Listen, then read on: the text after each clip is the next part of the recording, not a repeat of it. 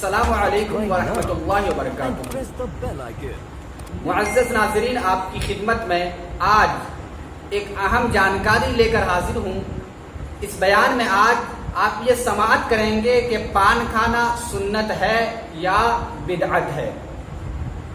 تو حضرات، یہ مسئلہ جو میں آپ کے سامنے بیان کرنے جا رہا ہوں، میں نے اس مسئلے کو فتاوی فقیہ ملت جلد ثانی سے اخذ کیا ہے۔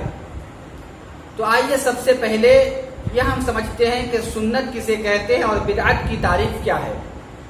سنت وہ طریقہ کہلاتا ہے جو آقا علیہ السلام کے قول یا آقا علیہ السلام کے فعل سے ثابت ہو، یعنی آقا علیہ السلام نے اس کام کو کیا ہو یا آقا علیہ السلام کی کسی بات سے وہ کام ثابت ہو تو وہ کام کرنا سنت کہلائے گا۔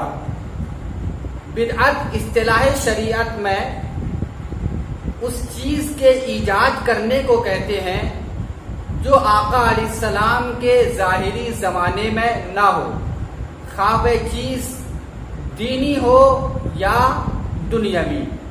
اب اصل مسئلہ کی طرف چلتے ہیں کہ پان کھانا سنت ہے یا بدعت۔ تو اعلیٰ حضرت علیہ الرحمہ فتاوی رضویہ کے 90 جلد کے دوسرے حصہ یعنی نصف آخر کے صفحہ 256 میں تحریر فرماتے ہیں کہ پان کھانا نہ سنت ہے نہ مستحب، صرف مباح ہے۔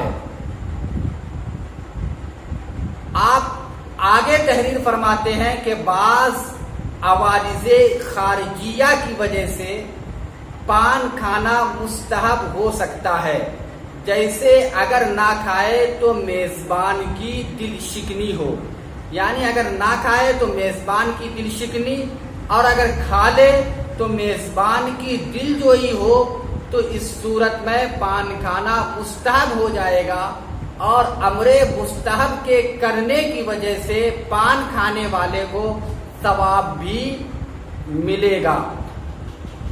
اعلیٰ حضرت علیہ الرحمہ آگے تحریر فرماتے ہیں کہ پان کھانا بلا شبہ جائز ہے، اور یہ شیخ العالم بابا فرید الدین گنج شکر اور سلطان المشائخ نظام الملت والدین علیہم الرحمہ کے زمانے سے مسلمانوں میں بلا نکیر رائج ہے۔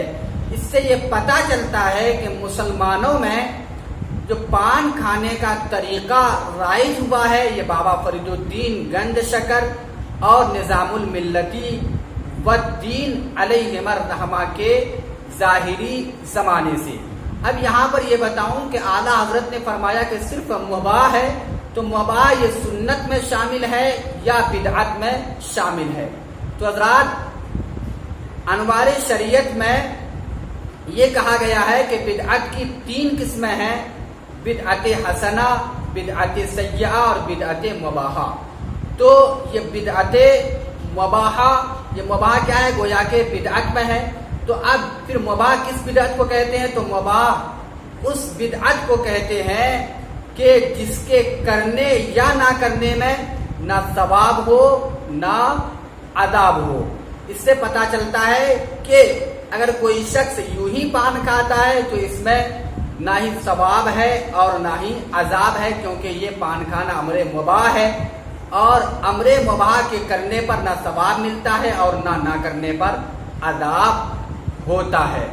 حضرات، یہ بات جب آپ نے سماعت کر لی ہے تو اب آپ کو یہ بھی بتاؤں کہ یقیناً اس پان میں بھی کمال ہے، اس پان کے اندر بھی کچھ شان ہے۔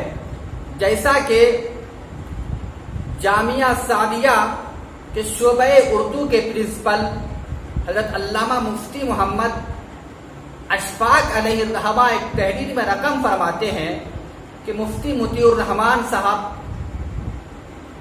مستر رضوی جو اہل سنت والجماعت کے عظیم سرمایہ اور بے مثال مناظر ہیں، آپ بیان فرماتے ہیں کہ جب میں منظر اسلام میں پڑھتا تھا میں اتنا ذہین نہیں تھا، لیکن مجھے مفتی اعظم ہند علیہ الرحمہ کی خدمت کا بڑا شوق تھا. میں انہی کی خدمت میں رہتا تھا اور طالب علمی کا زمانہ تھا. مجھے بھی پان کھانے کا شوق تھا, لیکن اس وقت اتنے درہم و دینار نہیں تھے کہ میں خرید کر پان کھاتا. لیکن مفتی مطیع الرحمان صاحب تحریر کرتے ہیں, آپ بیان کرتے ہیں کہ میں مفتی اعظم ہند علیہ الرحمہ کی صحبت میں رہتا تھا.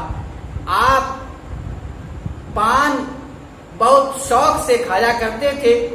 آپ منہ میں پان رکھتے, تھوڑی دیر اسے آپ چباتے اور اگالدان میں ڈال دیتے. مفتی مطیع الرحمان صاحب مسترد آپ آپ بیان کرتے ہیں کہ مفتی اعظم ہند علیہ الرحمہ مجھے اگالدان دھونے کے لیے کہتے اور مجھے پان کھانے کا بہت شوق تھا.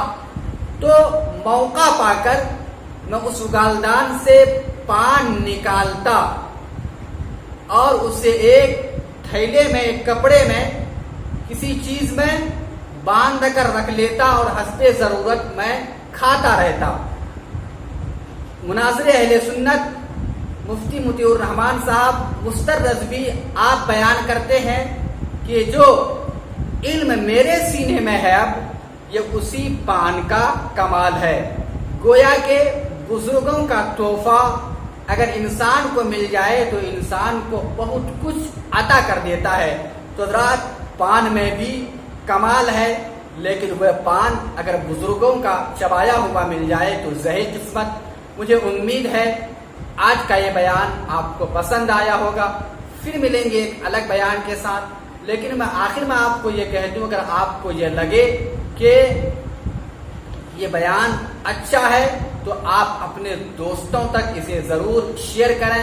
پھر ملیں گے ایک الگ بیان کے ساتھ. تب تک کے لیے خدا حافظ. السلام علیکم ورحمۃ اللہ وبرکاتہ. Subscribe now and press the bell icon.